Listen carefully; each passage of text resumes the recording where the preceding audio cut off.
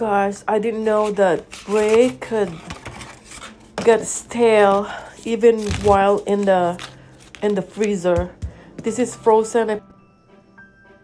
Hey guys, I just want to talk about this. It's brie.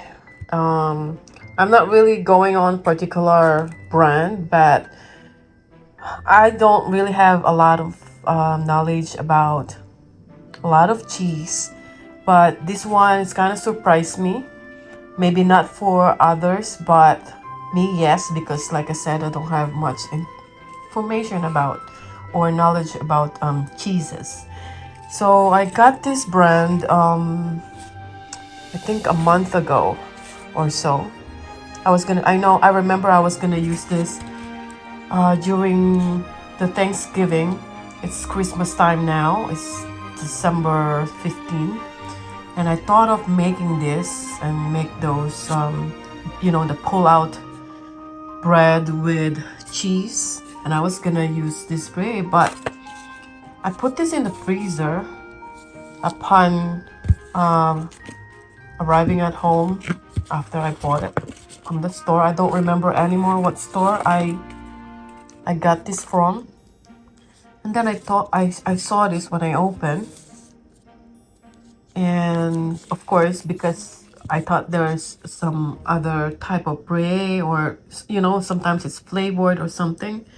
But I noticed it's not black, but it's kind of rustic brown. And it looks kind of like brown sugar. So I open it and kind of course check. It doesn't look right to me until I smell it. It smells like ammonia. Like from here to the camera and to this right now I'm looking. Smell like ammonia. I don't know how bad is this, but there's no cheese in here anymore. It's like defecating or decomposing of the cheese.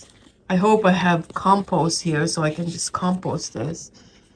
And I look on Google, and of course, from this look and the smell right now, I know it's not gonna be edible.